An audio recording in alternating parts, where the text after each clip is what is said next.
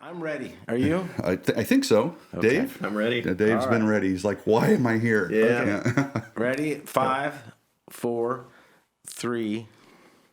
Yo! Welcome to the Bub and Bob Show, where we have rare conversations with compelling Christians. At least that's what we try to do. Sometimes I mess it up. Sometimes it goes really, really well. I am your host, Bub Coons. The chuckling man behind the glass is Bob Matosian.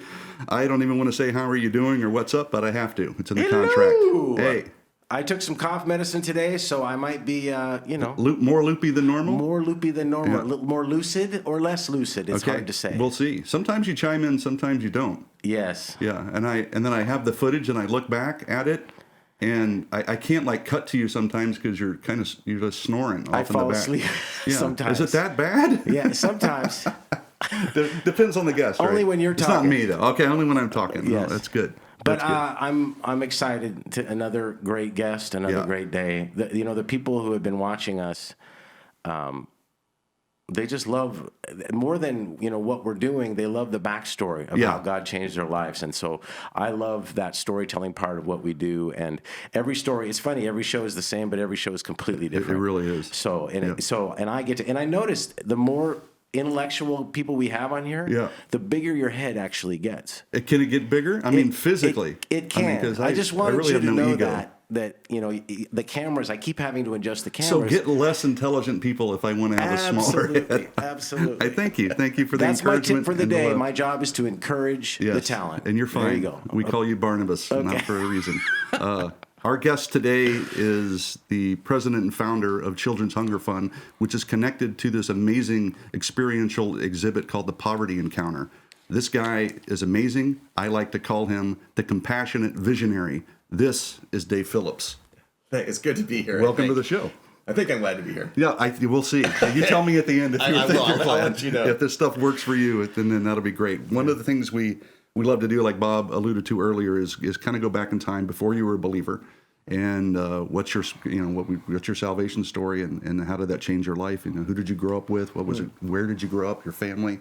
Usually take about 10 to 15 minutes because we really want that story to connect to people and go that, wow, look what God did in this guy's life. I mean, he can certainly do something in my life that can make a difference for the kingdom. So you start wherever you want. Where did you grow up? Yeah, my spiritual journey started at a very young age. I grew up in the San Fernando Valley out here in Southern California. I'm number 2 of 6 kids, and I was raised by parents that were not only very Christ-centered, but very missions-focused. Wow. And my dad was a second-generation believer, and my parents were actually the first 2 staff for World Vision when they first started. They went to Korea. They met in college on their honeymoon. They hopped on a boat, went straight to Korea, and hired the first 200 national staffers for World Vision. Wow. So I grew up in a home in the San Fernando Valley where we had missionaries in our house all the time. Yeah. And as a young boy, man, I loved the stories that missionaries tell. The stories of the jungle, the monkeys and the snakes, and all that they talk about. But I think even more so the God stories. Mm-hmm. I think here in America, we just don't see a lot of that. No. And we may see it, but we don't even pay attention to it, right? Yeah. We don't have eyes to see it, I suppose, but because it's all around. Yeah. But it's like, I know what you're saying. Yeah. Yeah. So as I grew up in a home that our church life was very much a part of our life. I think my journey with poverty and understanding a bigger view of God's plan for man started when I was about 11 years old. Young. And this is kind of a funny story, but my older brother was 14, I was 11, and at the beginning of the summer, when we got out of school, we were at dinner one night, and my dad kind of shared with me and my brother that he wanted to start a summer camp program for inner city kids in South Central Los Angeles. So that would have been in about 1970, and it would have been 72, so it was a few years after the Watts riots. And so my dad said, here's the plan. On Monday morning, I'm going to drive you down to Watts. So he drove us down, and we went to a low-income housing project, and he gave us each a dime, which is what it cost to make a phone call. And he said, hey, when you guys have 100 kids signed up for camp this week, give me a call. I love that. And So the first two housing projects we went to were Nickerson Gardens and Jordan Downs. Now, why are those significant? That is where the Bloods and the Crips started. Wow. And that was right in the thick when those things were coming about. So that first morning, he drops us off. And if you've ever been to a low-income government subsidized living area, the center point of those apartments is a gymnasium, right? Like a community center. Yep. So he drops us off in front of the gym, shows us where the payphone is, and he gives us a clipboard and said, all you got to do is just go door to door and ask kids if they want to come to camp for the rest of the week. And then we'll pick them up on a bus the next morning, and that's what we'll do. So it didn't take my brother and I long to recognize that we were the only two white kids within several miles. Right. And so we did that for 5 summers, and every week we'd go to a different. Was that something? Did you like to do that, or was it like just something the family did and it was an obligation, or did you like it? I actually enjoyed it. It was, my faith at that point was very simple. You know, I was 11, 12-year-old, and all I knew was that God loved me, and that I was supposed to love the world because of God's love for me, and. You know, when we went door to door. Oh, that it could just stay that simple. Yeah. I mean, that's just stick right there, and you don't worry about the other stuff. That's profound. Absolutely. But as we went door to door, I mean, we experienced everything under the sun. Yeah. A lot of profanities thrown at us. Really? We had, it was particularly from the 20-something-year-old black males. Yeah. You know, that they made it very clear to me, you know, boy, you're in the wrong neighborhood. What are you doing here? We had knives pulled on us, guns pulled out, but never really felt threatened. And even when hearing the profanities, I never viewed that as racial. Right. Or prejudice. Right. I didn't know what those words meant, you know, as an 11-year-old. All I knew is that they were acting that way because they didn't know Jesus. Yeah. And the bottom line was they needed to know Jesus. Right. But as I look back on that experience, I did that for 5 years, and I really began to understand that my dad taught us to be colorblind. Yeah. You know, and I didn't realize it at the time, but my dad was very strong in recognizing that we should view us as one race. Yeah, we're all created by one God for one purpose, and well, I love this that the work ethic. I miss that. I hope people are still doing that. Now some people would call it, child abuse in this kind of strangely politically incorrect world we're living in, or politically correct world. But man, my dad did the same kind of stuff. Put the brothers out and they're like, you want to make your way back, cut this guy's lawn, cut that lawn, and then come back. Right. And, I couldn't even imagine letting my daughter out and without keeping an eye on her anymore. And I even think of that with we have 4 boys, and I think of that, what I've done the same thing. I've had people say, hey, did your dad really understand the risk? And I believe my dad did. Yeah. My brother and I used to joke that, he had 6 kids and maybe he just wanted two less mouths to feed, and maybe only wanted 4. Maybe that's why we're down there. Yeah. But really, these 2. Yeah. But really, what he was doing was he was teaching us how to have the heart of God. Right. And with amazing confidence and trust in the Lord that you must have had. So that was my adolescence years. I went off to college, quite honestly, feeling like I was raised a missionary kid, right. And that wasn't a bad life. Yeah. But in a home of 6 kids, we never missed a meal, but we didn't have more than the basics. Right. And I kind of went off to college thinking, man, I was a little materialistic in my thinking. Yeah. I saw what other people had, and I kind of wanted that for myself. Mm-hmm. And so I go off to college pursuing international banking. And my thinking is, man, I want to be the guy that writes the big checks for ministry. Yeah. That's the calling. Oh, so it was still ministry related. It was still ministry focused. Like on the money side. But I didn't feel called to be a pastor. I didn't feel called to be a missionary. I really wanted to do something I felt in the marketplace arena. Right. Didn't know what that was. Mm-hmm. I mean, most 16, 17-year-old kids don't have a clue. Yeah. That's why they shouldn't vote, by the way. Exactly. Just throw that out there. It's a non-political show. Yeah. But I just knew I wanted a Christian education, and I wanted to do something in what I thought in the business or banking arena. So that was the track I was on. I go through 4 years, and at the end of that 4-year process, I think I'm all aligned to do that. And then I take a little short-term missions trip down to Guatemala and Honduras. Okay. And it's about 23 years old at the time. And I had never been exposed to poverty to that, especially international poverty. Okay, so when you grew up as the mission kid, most of the stuff you were doing was just around your neighborhood. You didn't actually go a whole lot. As a kid, I never went out of the country. Oh, you didn't? Okay. Never did. But your parents did. My parents did, but missionaries came to us. Yes. When they were on furlough, our house was our house was where they came to eat and for the sleep. beat up missionaries. Right. Yeah. Okay, so now you're back. So this is the first time you're out of the country. Yep. You're in Guatemala. Yeah. Okay. So Guatemala, we do some work with some orphanages, and then in Honduras, we go into, there's one pediatric hospital in the capital city for the entire country. Okay. And that's still true today. Okay.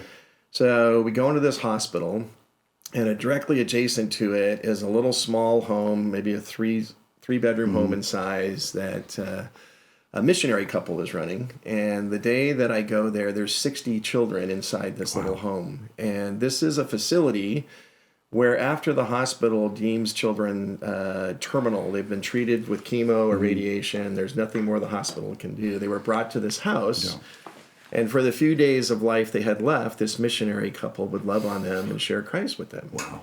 So I go into this home, and 60 kids, all under 6 years old. Most of them have lost their hair. They're all thin and frail. And this facility is completely underfunded. They lack the basic painkillers just to make the kids comfortable, not enough food. Some of these kids would go for days without being held just because they didn't have the staff. Wow. And it just tore my heart out. And I was broken. Yeah. And here I am, a single guy, no ties. I fly back to Los Angeles, convinced that I'm going to move down to Honduras and I'm going to become an advocate for this facility. Yeah. So I think that's where my heart for the poor really began to be exhibited in my own life and in my own thinking. Yeah. Come back, I meet with my pastor, I talk to a lot of Christian men that I respect, and they all encourage me to hold off. And, maybe you're being emotional. Oh, and, right. And I'm an emotional flatliner, but they thought, maybe you're just reacting, and maybe God's given you a vision on your heart that you need to pursue and see what that is. Yep. So stay in the U.S. and see what God does with that. Okay.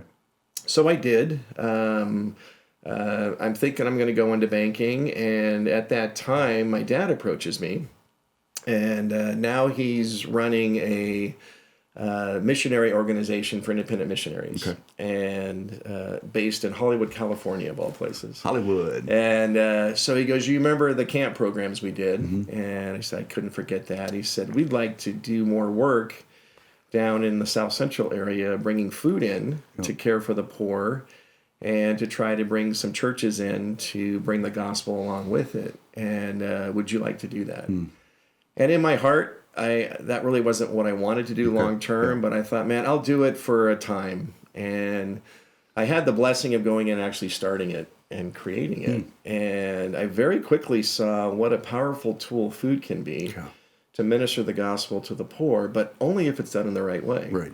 And so I did that. I told my dad I'd do it for 6 months. I ended up staying there for about 5-6 years. And during that time, I learned a lot more about the poor. I learned a lot more about the stigmas attached to the poor. And I also learned a lot about the church and the different biases and prejudices that we bring to the equation when we have that conversation about different economic stratas and such. But during that period, I enjoyed what I was doing, but I couldn't get the images of these kids in Honduras out of my head. About halfway through that stint, I got married, and the first couple of years of my married life, I'm talking to my wife, Lynn, and I'm just constantly saying, I think God has given me more of a heart for the international poor. And so at the end of that 5-year period, I remember I came home one weekend. It was 4th of July weekend. This was 1991. So I'm about 29 years old and been married a few years. And I tell Lynn I'm going to quit my job. And she goes, "Well, what do you want to do?" And I didn't have an answer. Which is what wives love to hear that. And we're just about to do the things that young couples do. We're going to start a family, buy our first home. 91 was the beginning of a recession. Really a bad time to be talking about quitting your job. And I said, I don't know what I want to do, but God's got something different for me. Yeah. So we go away that weekend, and Lynn was great. She goes, let's just talk and pray about the things we're passionate about. What has God laid in our heart? We talked about a desire to use our lives to reach the next generation for Christ, in whatever capacity God desired. I shared my passion for the suffering child. Right. My wife loves kids. She was a school teacher at the time, and she was just born to educate and raise kids. So out of that weekend, we came back basically with the name and the mission statement to start Children's Hunger Fund. We felt that's what God was laying on our heart to do. So it took about 6 weeks to actually nurture up the faith to make that decision, because I knew God wanted us to do something different, but I had never been in a fundraising element before. When I worked for a nonprofit, they gave me money to spend. Yeah. I don't know where that money came from. Great. It just showed up in a budget somewhere. Yeah. Does that sound familiar, Bob? Yeah, maybe that's why you're here, Dave. I'm going to get some advice from you on fundraising. No. So, the faith step was, how do you start with nothing? Yeah. And where do you begin? So we started literally out of our garage. Lynn agreed to keep teaching. We put our family plans on hold, and she said, if God's in this, I'll stand with you. Yep. And so we started by supporting a few small churches in the San Fernando Valley. We both had a burden for the poor because we both grew up in the valley. The first 30 years of our life, the San Fernando Valley was a white suburb, and it changed to what it is today, a melting pot of just minority populations. And the church really wasn't getting outside the four walls and engaging. Okay, so back up a little bit so I can understand what you guys actually did at the beginning. So you had a job. It was a good job. Yep. You say, I don't want to do it. You and your wife go, let's start. Now you're doing, what specifically are you doing in your garage? Two things. One of the things that I thought we could be successful at in starting Children's Hunger Fund, the name was intentional. Yep. Who doesn't want to feed hungry kids? Right.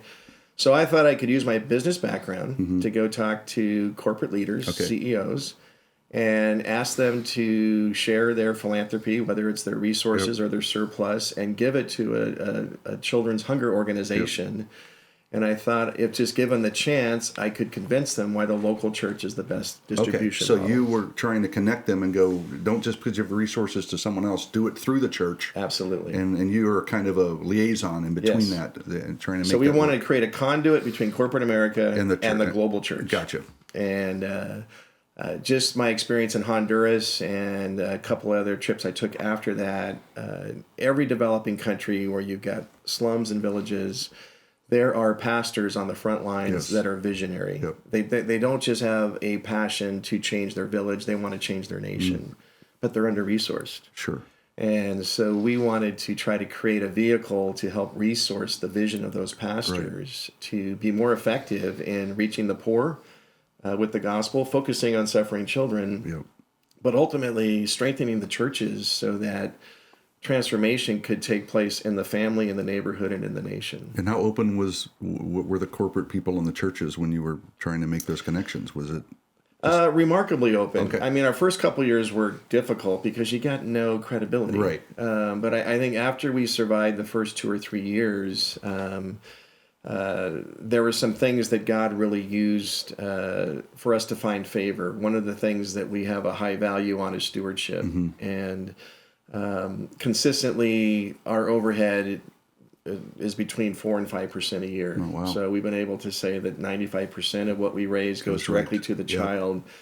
That speaks right to the heart of corporate America. It's that they're bottom line people, and that's the bottom line efficiency. That's important to them. But it was a journey. I think people always believe that the gospel is a barrier that can't be penetrated.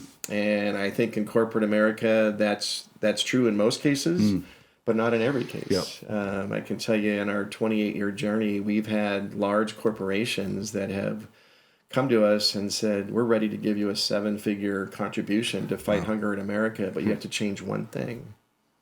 That one thing is your distribution model. Why does it have to be through the local church? Why do you have to involve the gospel in the conversation? And my response is always, because that's central to who we are. You're asking us to change our identity. The whole sole reason we exist is to support the local church. And so we've never compromised. We've said no to that. Which is a hard temptation, I'm guessing, because you want to feed kids, but the reality is that is just temporary, right? And the gospel's eternal.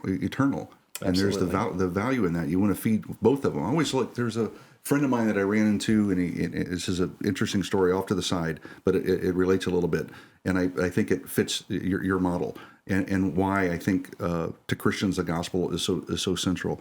He saw a guy on the side of the street, and he was broken down. I think it was on a bicycle. He was kind of a homeless guy. So he pulled over and had some water in the back of his trunk, and he went over and gave the guy the water and gave him a hug and drove off. And I was kind of mentoring this guy early. He was kind of late in his life, but I just befriended him, and he came back kind of proud that he'd never done that before. He's like, it was amazing. I got outside of my comfort zone and gave this guy some water and then gave him a hug. Isn't that a good thing? And I said, I'm not saying it's not a good thing, but it was an incomplete thing.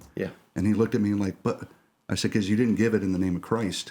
And now maybe that was a stone in the shoe. It led to something else, but you had another opportunity to share the love of Christ with your voice and explain to him who the gospel is, so that guy's eternity could be set. So of course it's a fine thing, but it's not a central thing. And I think that's a great teaching moment, because I think all of us are in different points on our journey. Absolutely. And all of us are in different points of our understanding of how to live out our faith. And, for that individual, that was probably a very challenging step to take. And it was. And I honored that. I gave him well done, but it's, it's not the end. Right. It's not the end. And I think that's one of the blessings that God has given Children's Hunger Fund, a platform to come alongside churches and to help pastors and to help congregants think differently about the poor, think differently about the role of mercy. Every church that we work with, we take them through a training program before we supply them with food.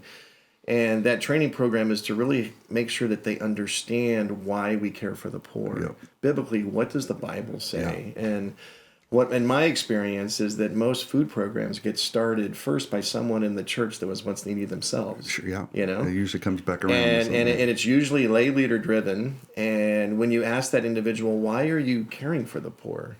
The answer is almost always because it's the right thing to do. Well, why do we do it biblically?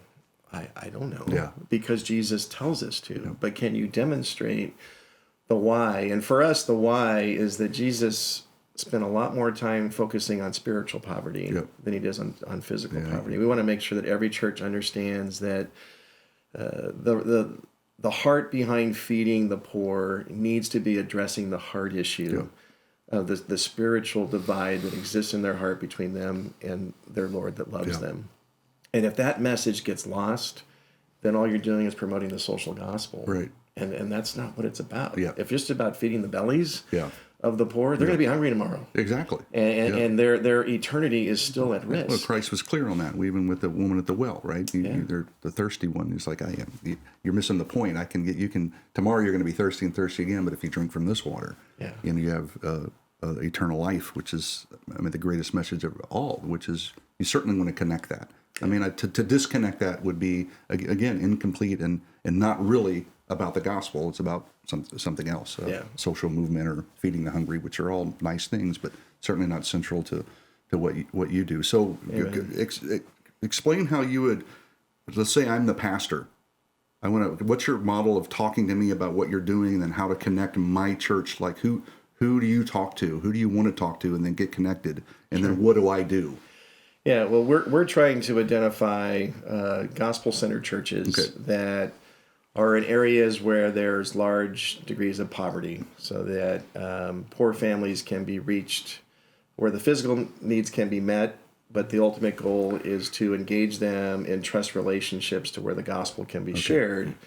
So we really are trying to promote a church growth model. So We're looking for churches that can demonstrate, when we talk about the gospel of Jesus Christ, we're talking about the same gospel. You're right. And secondarily, the pastor demonstrates that they have a high view of Scripture in their pulpit ministry. Right. And so if those things are in place, then some of our distinctives, we require every church to go through a training element with us. We want to make sure they understand biblically. Right. And who goes through that? Just whoever they want to bring? It's usually a church staffer that's going to lead. Like the main guy that so if it's a really small church, it's the senior pastor. If it's a large church, it's an outreach pastor. Right. And then usually that pastor has identified a team of lay leaders that want to manage the food program. Right. So we first equip them to think biblically and understand theologically why we care for the poor. Yes. And then we talk about the practicalities of caring for the poor. Because if you're an inner city pastor and everybody on your block is poor, there's no challenge in integrating those people into the church. Right. But if you're a suburban church and you're going to reach, you want to minister to maybe a refugee population in an apartment complex. If you haven't educated your congregation to integrate those people, they're not going to feel loved or accepted, and they'll feel shamed. Even. If you're not going to demonstrate the heart of Christ in what you do. So we try to approach both angles. So, and is that church is that worldwide, or is it? It is worldwide. We started it in Southern California back in the mid '90s, and a couple of our distinctives. After we train the churches, then we become a free food provider to them. We supply them with a 20-pound box of food that's largely non-perishables, and every box of food is mandated to be used in home delivery. So, so it is. I mean, it's the model of, it's a local model, and then they go right to whatever radius that they think works in that thing. It's not like we take food and ship it over to. It's right through the church. Everything's through the church. So the local pastor determines who their target audience is. Correct. We don't tell them where to give the food. Good. That's a great idea. So it's a pastor-driven vision for their local food program. But every box of food needs to be delivered by a volunteer or a pastor on that staff to a recipient family. We ask the same person to be in the home once a week to build that trust relationship. The food is often delivered once or twice a month, depending on the size of the family and the need. So they may go without food sometimes. Yeah, we encourage them more often than not to go without food. Once you've established the relationship, because we want to be able to move that box of food. Fantastic. And the relationship is still in place. And I think why we're so committed to this model, if you take statistics from like evangelistic crusades and things like that, statistically, 1 year after a crusade, about 3% of those that made a decision for Christ are involved in a church 12 months later. For us, when a family makes a decision for Christ through this approach, a year later, about 54% of those individuals are actively involved in a church. Wow. That's amazing. And that is amazing. the difference is that church becomes a safe place because there's a trust relationship between there's a natural bridge back to the church through that relationship with that person that's serving them. And meeting their needs. It seems like a very providential and God-given plan, because it not only does it feed the hunger, that feed the impoverished, feed the hungry people. It feeds spiritually the soul, the gospel, and it's like you said earlier. It's kind of a church building model. All kinds. It's a win-win-win. Relational ministry is messy. It's the greatest labor of love. And if you're going to get involved in serving a family that is economically challenged, it's complicated. And when you get and by getting into the home, it's the only way the church is able to identify what's going on in the life of that family. Maybe there's a disability. Maybe it's a single parent home. Maybe there's a job training issue. Maybe there's some sort of addiction. There could be lost a spouse. There's so much going on in that home, and until the church identifies what's happening in that home, they're not equipped to affect change in their life. And so oftentimes the change doesn't happen through the institution of the church. It's that individual volunteer that gets vested in the life of the one that they're serving. They see a need. They're in an apartment and they see 3 children sleeping on the floor. And they say, man, I'm going to go to my Bible study and we're going to buy beds so these 3 kids can sleep. Or I see a job training issue. This mom's working 3 part-time jobs, but she's got a skill that's not being leveraged, and maybe we can help her elevate Amazing. her economic status through just some support. So those are all the dynamics that don't take place. Which you wouldn't even know. You wouldn't that never think takes through. place in Right. a food line. Right. Right? Yeah. But it always takes place in the context of the home. So How long is the training? Is domestically, it's a Saturday. It's it's a full day? It's a Okay, 6-hour so training I thought on a it'd be longer. Saturday. Yeah. Internationally, it's a 2 to 4 day training, depending on the spiritual depth of where we're working. Is there any part where you're trying to bring awareness to just the poverty that's around the country and around the world? Because it seems like mainstream America is scared to death of poverty, and they turned a blind eye to it. They'd rather not have it around them or see it, because when they actually interact with it, it breaks their heart. Yeah. And then and even I'm gonna be honest with me. Sometimes I went through the exhibit and stuff, and I was like, I wouldn't even known the Nepal one. I was like, they have a whole system that keeps the kids down, and they put bricks on their head, like. And then like, what can I do? The government's against them, and you're just, I just rather here's $50, Dave. People like you go do something, as opposed to like really experiencing it. There's two platforms that God has given us to help educate the church, and I think even help educate the public that we never anticipated when we started. Even the training element of the church. When we started, I fought hard not to have to train the church, because I still believe today it's the job of the church to equip and train the church. Yeah. But there was a void there. And we first started out as a food provider, and we weren't getting the spiritual fruit that we desired, so we had to change our whole model. Wow. When we started doing the training element, when we mandated the home delivery of food, and we mandated the highly relational approach, that's when we started to experience the fruit that we anticipated. But the other element that we really didn't anticipate is that God has given us a platform to help the church in America understand the importance of a healthy church engaging in mercy ministry. Yeah. Because generally churches are strong in one of two areas. They're either strong on the proclamation of the gospel or the practice of the gospel. Right.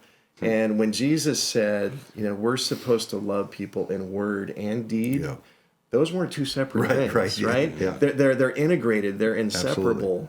And so there are churches out there that do a fantastic job of expositing the word and communicating the truth of the gospel to their congregants. And there's others that are just great on getting out and serving the poor, but they aren't necessarily doing it in a biblical way. Right. And so what we try to do, and what the blessing that God has given us, is to strengthen churches on both sides and to help them understand that the proclamation and the practice of the gospel are integrated. Yeah. And that defines a healthy church, healthy gospel-centered church. Fantastic. Wow. But the other platform is the Poverty Encounter. Yeah. So the vision for our Poverty Encounter exhibit goes back about 15 years ago. We have 4 boys, and our youngest one is now 19 years old. But when our eldest one turned 9, my wife and I said that as I do international travel, and as we're building networks of churches in other countries, and you asked me about the scope of what we do, and I should just probably state here that we have trained networks of churches in dozens of cities across the U.S., but we're now in 25 developing countries, and the model looks the same. So as we were developing those 25 countries, I would go to those countries, bridge relationships with churches, and do the advance work to put those things together. So I would often take one of my boys with me. And the heart behind that was to expand their worldview. Of course. Yep. To expose them to physical poverty, but also to expose them to the work of the global church. Right. Because what we see in Southern California is not what you see globally. Not at all. Yeah. And helping our boys understand that if you have a roof over your head and you have clothes on your back and you have 3 meals a day, you live better than 90% of the world. Yeah.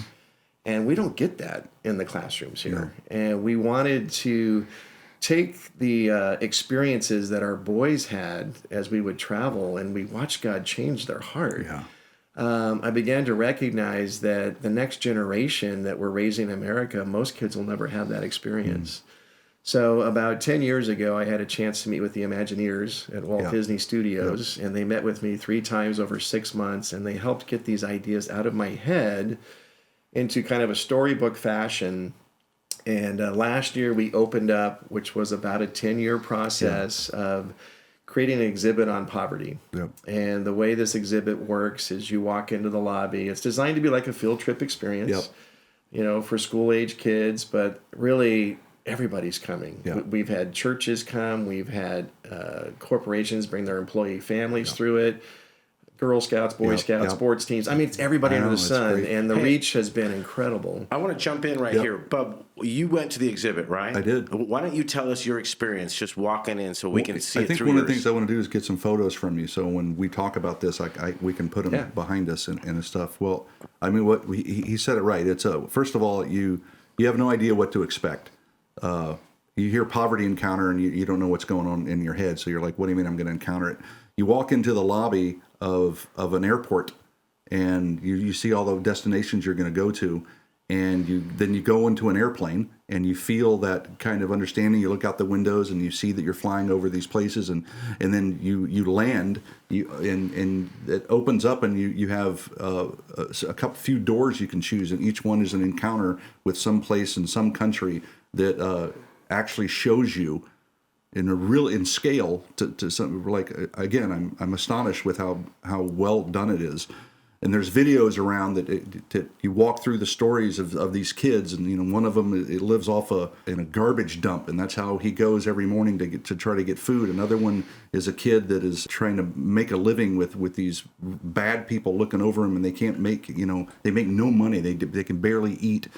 You get to see their lives in a way that you would never be able to if you just watched a documentary, or I mean, the only other way is if you actually went to the place, but the only other way to experience it to some level is to walk through your exhibit. And I think the poverty encounter is something everyone should go to. I mean, especially if you're a Christian and you really care about reaching the marginalized and the truly needy and the least of these in the kingdom. Yeah. So accolades to you guys for pulling that off. I hope you saw those photos, and if you want to add anything. Yeah, I think you said it well. Every child that we talk about in those immersive sets are based on real life stories that I have personally experienced in those environments, and most of them have happened with one of my boys. Yeah. And one of the things that we hoped in creating the exhibit was that we could bring authenticity to it. Yeah. And we didn't want it to look Hollywood. We didn't want it to look cheesy. Yeah. We didn't want to in any way have it perceived that we were exploiting the poor. We really tried to do everything in our power to tell a true story. Yeah. And well, it gave a obviously it gave a sense of it. It's not. I mean, you're walking around in air condition. Yeah. With a host telling you. And by the way, she was amazing. And she did it all from memory, and she just nailed it. That girl was amazing. But when I walked into the Haiti one, and there was that, it was 30 feet up, and all the broken stuff, because you wanted to show this what happened after the earthquake. And man, there was broken rubble, and there was a bus that was mangled, and then it showed a guy's used to have a bread stand, and it just smashed, and now that was his life, and now what's he going to do? And then you see the videos of what's going on. That one, I mean, the Nepal, I mean, all of them were great because even the small one with the little huts where the people lived, and they, and the sewer one, I just like, and then they had the rats on the ground. I was like, you get a sense of it, and you're like, people live like this, and they don't. I think just so the viewer understands, in every immersive set, we introduce an environment and a different issue that poverty creates in the life of a child. Yeah. And then you meet a child that lives in that environment through a series of videos and through a scripted guide. Yep. But then in each set, there's a redemption story that takes place. And what we try to introduce throughout each set is that God is a personal God. Yep. He loves the poor, and so should we. And his vehicle for change in the world is the local church. Yep. So we tried to create it to become an infomercial for the church and to highlight the work that God is doing in the world through the life of the church. And what I love about the exhibit is that we did not want to just have visitors leave and feel depressed or overwhelmed or discouraged, because if you look at the magnitude of poverty, it's overwhelming. Exactly.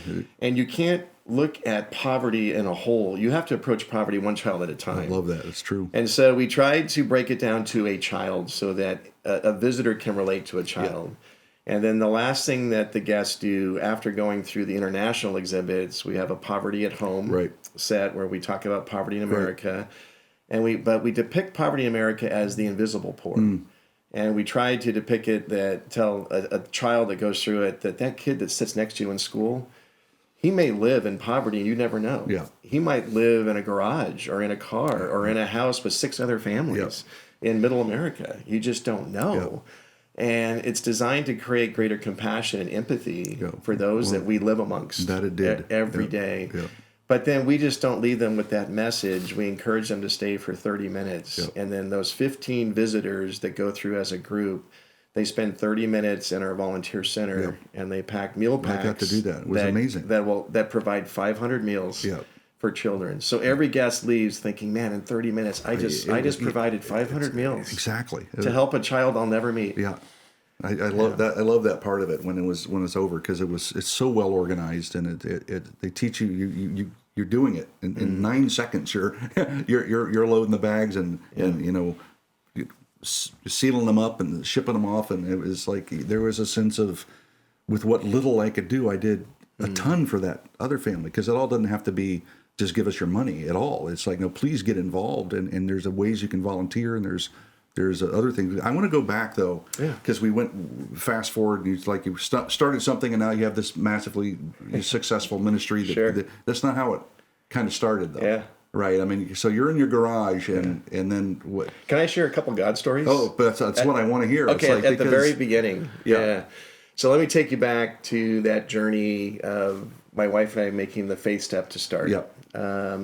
I shared my experience in Honduras. That was kind of the driving point. When you look back at your life and the little milestone moments, that Honduras experience was a milestone moment for me. So shortly before we started Children's Hunger Fund, I got a phone call from that director of that little facility in Honduras. And he said, Dave, we just got 7 children that came into the hospital, and they need this one particular cancer drug or they're not going to live. Well, I don't know anything about cancer drugs. I have no medical background. And so I said, well, what's the name of the drug? And he told me the name. It was like 20 letters long, a word I couldn't pronounce. So I remember writing it down on a piece of scratch paper, and I remember saying, I'll try to find it. And so we prayed together, and I hung up the phone. And back then you had to actually hang up the phone. Yeah, the rotary phone. So I hang the phone up, and as I'm hanging it up, the phone rings again. And I pick it up, and there's a guy on the other end of the phone that says, hey, I'm with a pharmaceutical company back east, and we have this unusual donation, and I want to know if you could use it. And I go, what do you have? And he goes, it's a cancer drug for kids. And I'm like, oh, is it called? I'm like, what's the name of the drug? And he tells me, and it matches identically what's on the sheet of paper. Yeah. Wow. And this guy goes on to say, Dave, this is a huge donation. We have 48,000 vials of this drug. And he said the street value of this is $8 million. And if you can place it in hospitals or... Why did he call you? What happened? It was just... Did he give a reason? No, he randomly picked up the phone and called. Yeah. No prior relationship. And so I said, yeah, tell me more about the donation. He said, if you can place this in hospitals around the world, we'll airlift it at our expense anywhere that you can place it. And so I took the next 2 days, and not only did we send that to Honduras, but I went through the phone book. I found every medical mission that I could think of. And in 2 days, God placed that drug in 20 countries. Unbelievable. And as my wife and I look back on that experience, there's so many things that God taught us. I can't even put into words what it did for our faith. God demonstrated to me very clearly that if you're willing to take a step of faith, He doesn't come along and chop you off at the knees. He doesn't push you off the plank and throw you to the sharks. He actually undergirded that faith step. And He did that for us in that very moment. And no pun intended, but that experience demonstrated to us that we were right in the center of God's will. We knew that the calling on our life was genuine. But I think what God taught me the most was maybe it was never even about those 7 kids in Honduras. And I think what God taught me in that moment was that God's vision for CHF was so much bigger than mine. Yeah. I mean, my vision when we started was we're going to help some local churches in our neighborhood, and maybe we will help a couple international projects as God provides. Yeah. That was it. Yeah. And that was big for me. Yeah. Well, yeah. And but what God showed me was that if I would just trust Him, that He had a global vision for CHF, and to learn that lesson right out of the box, what a blessing. Well, what a motivator to keep going, because I mean, it was like, because there was other hardships before that. Tell me, you shared a story about how, when I think it was Katrina.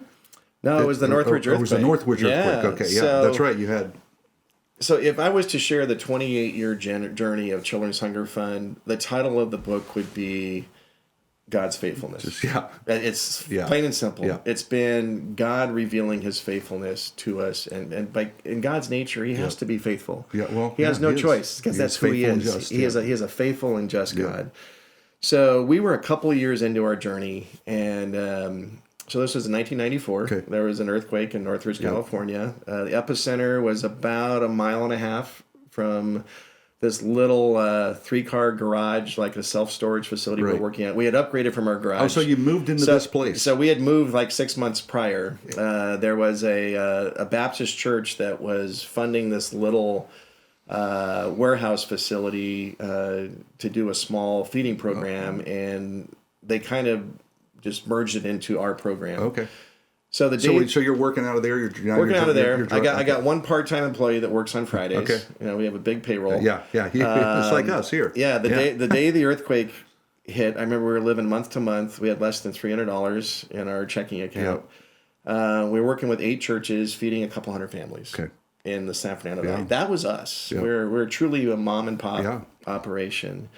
Day after the earthquake, I get a call from the director of FEMA for the state of California, a guy I'd known for years. Happens to be a Jewish guy, and he says, "Hey, Dave, FEMA wants to pump in 100 semi-loads of food into the San Fernando Valley, and we want to do it through Children's Hunger Fund."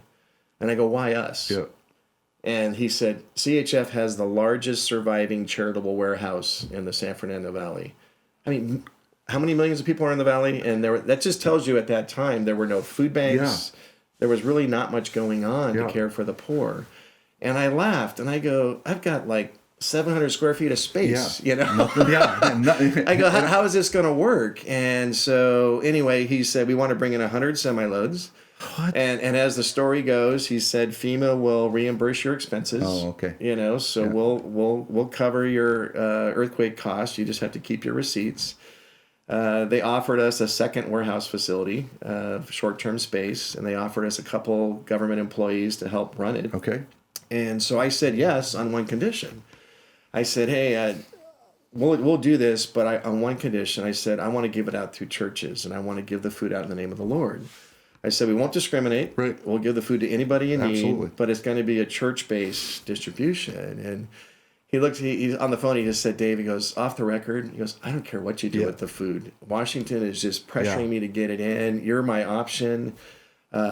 Just give it out. Yeah, do whatever you want. To the extent that you're not discriminating and you have my blessing." Yep. So that's how we started. Okay. Right. So now this thing's getting full. You're just packed then. If there's we're immediately overwhelmed. We're so overwhelmed. Yeah, and you got one employee. Got one employee. Of government people. Yeah, and so we had 2 government guys. So I had one employee at one facility and the 2 government guys at a county facility that we're using. And we're getting in multiple truckloads a day. And you're just calling other churches and going, "We got so food." I get the phone book out again, right? And I go to the phone book and I call every church I can find in the valley. And within a week, we go from 8 churches to about 110. And most of them are picking up 6 days a week. Yep. They're just coming in. Just constantly. We're just come and get more food. Come and get more food. So the growth was extraordinary. We went from a handful of families we were serving. The second week after the earthquake, we collected signatures from 48,000 families that received food because the government required us to document who was getting the food. Then all in the name of Christ. All in the name of Christ. After a 6-month period, over 10,000 salvations were realized by those churches. 85 of those churches stayed with us and continued. They saw the power of the gospel demonstrated in the right way, brings people to Christ in times of crisis. But that was the blessing of the story. The challenging part was we went into heavy debt. So we're 3 months into this, and not only is the government giving us food, but now we have the private sector. They know about you now. And People like, just, truckloads just showing up at our dock. Here you go. You're the guys that take food. Yeah, just said, heard to send it here. And so, every day we were getting multiple truckloads, but then we were getting bills from trucking companies. And one thing the fish and the loaves didn't come with is bills. Exactly. Yeah. So we're 3 months into it, and we've got about $33,000 in unpaid trucking bills. And so I go downtown, I meet with FEMA, I bring my black book of receipts, and I go, look, I need a check. I've got $33,000 in bills I can't pay. And the guy at FEMA was great. He said, okay, let's look at your books. He said, okay, the money hasn't come yet. He goes, hang in there. You're going to get paid. Just hang in there. So 3 more months go by. Now we're $63,000 in debt. And now it feels like it might as well have been $6 million because I don't have the base. I got no capacity to raise that money. And so it was a Friday. I show up at 10 a.m. I stay till 5 p.m. I go, I'm not leaving without a check. Finally, they shut the doors and said, you got to go. The money's not here. It just hasn't come in yet.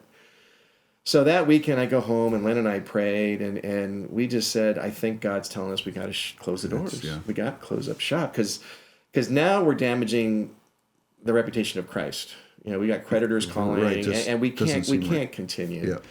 So, but we were at total peace. We were like excited. We're like, man, if CHF existed just for the earthquake, what a blessing. I guess that's, great. God just used it as a catalyst to bring people to him. And we were a part of that. And he wanted me to owe $60,000. Yeah. and that's, but that's okay. I was okay with that. So Monday morning comes, I'm going down to tell our guys to close up shop. And I stopped at the post office on the way, which I did every Monday, just to pick up our mail. And on that particular Monday morning, there were 3 pieces of mail in my P.O. box. For some reason, I sat in the parking lot in my car, and I opened the 3 envelopes. And as I opened them, the first 2 were unsolicited grants from corporations that you would know by name. And the third was a check from an individual. And those 3 checks totaled $63,000. Oh, wow. And I sat in my car and I bawled. Oh, of course. I just lost it. I love it. And I'm just like, God, why are you so good? Yeah. And so we continue. There's always an element of the faith test in there, though, in his goodness and in his faithfulness and in his beauty.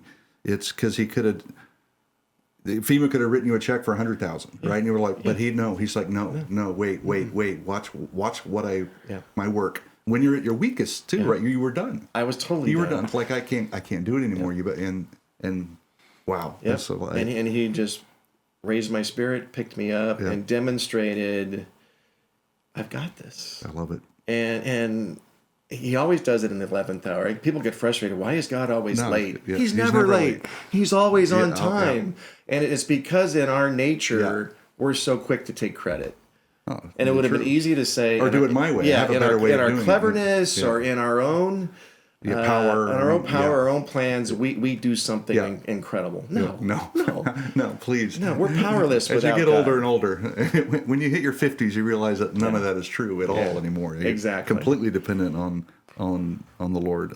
But I wanted to share that with you because that's been our journey. No, I just think that's fascinating stuff. It's incredible, and I think that encourages lots of people. Encourages me. I've had stories like that along my journey for sure. But I think those are big ones. God is constantly with us every day, every hour, every minute. But there are milestone things that he puts and he plants on the ground and goes, remember this, Dave? Remember that? And you're like, yeah, I do. And those are fundamental. I think when the earthquake hit in Haiti, remember what was that, 12, 13 years ago? We had an opportunity to launch a network of churches in Haiti. And so we started with about 25, 30 churches. And before we start, we do our training element. So we sent our team down to Port-au-Prince for 3 days of training. And as we finished up the 3rd day, the pastors wanted our help to develop a disaster relief plan. Because there's hurricanes that hit every year, right? Every fall, they get hammered. And so we asked them the question, how will you guys work together cohesively in a time of disaster now that you're networked? Sure. And how could we support that? What would be the greatest needs? So we finished up that plan on a Sunday afternoon. Our guys fly back. The next Tuesday morning, the earthquake hits. And not only did we have a plan in place, but we had already shipped in 2 semi-loads of food packs. Yeah. So we're already on the ground in Right. the hands of these churches, ready to meet a need that we knew nothing about. I love it. Timing. You know, It's great. that's God. That is God. Only God does Yeah, that. he does. Tell us where we can go, how we can support you, what websites, where do we go to find out more and jump on this, and how do we visit the Poverty Encounter? Yeah, if you're interested in learning more about Children's Hunger Fund, simply go to children'shungerfund.org. Okay. And you can find everything there. There's opportunities not just to provide financial Right. support, but there's volunteer opportunities. We have distribution centers in Sylmar in the Yep. San Fernando Valley. We also have large facilities in Dallas and San Antonio, Texas, if anybody's out there. The Poverty Encounter, you can find us on our own website at CHF or go to povertyencounter.org. Okay. You can go there and you'll see the available time slots every week. There is an admission fee for Yeah, that. yeah. It's like a movie And ticket. there should be, yes. So you pick your time slot and your group, and it's highly discounted if you book a group of 15 people. Okay. And each tour is 15 people as a whole. If you represent a church or a large group where you want to bring Yeah. 50, 75, 100 people You'll down, make it work. then go to the website, call our scheduler, and we will actually plan a special day great. for your group, and we'll accommodate your schedule. Yeah, fantastic. We do a thing at the end of the show we called One Thing in 1 Minute. Doesn't have to be exactly 1 minute. But we're changing up a little bit from now. We used to ask the person, look in the camera, and what's the one thing you'd say to everyone, and everyone in this seat would tell the gospel, which they should have. So I'm changing the question a little bit to kind of make it a little more personal, because our viewers are really kind of wanting to know in this specific field that this person's in, and his expertise, or how he was, raised by the Lord, and how he would say a specific thing. So look in that camera, and what would be your encouragement to a believer to get involved in this kind of stuff? Yeah. I think the first thing that I would say is through my life journey, I think the greatest lesson I've learned is that God is as big as we let him. That the limiting factor on God's ability to do his work is us. It's not God.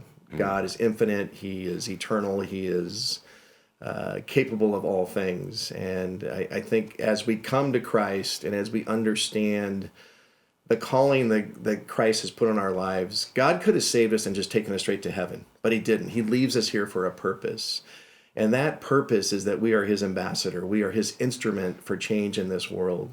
And I would challenge everybody that's listening to this to get out of your comfort zone and to be bold for the gospel, to be willing to do whatever it takes to touch a life, to change a life. If you don't have a sense of urgency in your life for those that are lost, then something's wrong. We don't know how much longer God's going to tarry. So we should have a heart for those that we love the most, our family members, our friends, but also for the world. And I would challenge you to get outside of your comfort zone and to take risks for God, and God won't disappoint you.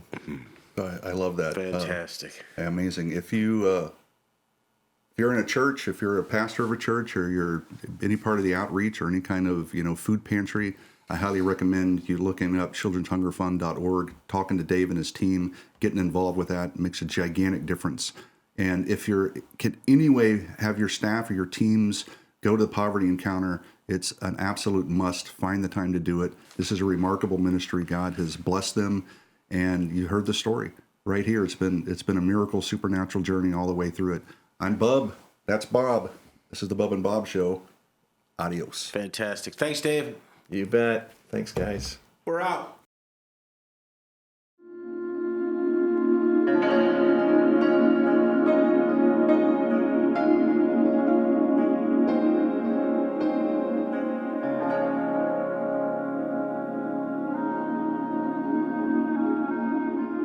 I came to know about the project in 2015 was the first time that I heard about the initial concept for Poverty Encounter. And I just remember the first time I heard about it having chills. I heard about Poverty Encounter and I had no clue the scope of the project. And then later on, and I found out the magnitude of this project and just how much more special and powerful it is than just going and filming, but actually going and telling these impactful stories. Wanting to maintain the dignity and treat people with the highest value and the highest regard, and not wanting to go into a country and have people feel that we were taking advantage of them or to be misunderstood in our desire to tell their stories. Creating an experience to where youth could come and get educated on global poverty and the various issues that children that live in poverty have to deal with on a daily basis. I was staggeringly amazed, almost dumbfounded with the work of the creative teams that helped create the messaging, the set design. Literally, when I walk through each set, I feel like I've been there. We wanted that experience for our children. We wanted them to see what other people live like, that maybe they don't know where their next meal is going to come from. As visitors go through and experience the interaction with children, real life stories that they're hearing in these exhibits and through each set, that their takeaway is that God cares for these children and that God has a plan for each child and God has a plan for each of us. It's a chance for us to see that these are real human beings that have needs that are unimaginable to us in our daily lives. And I'm hoping that it just gives us a heart to help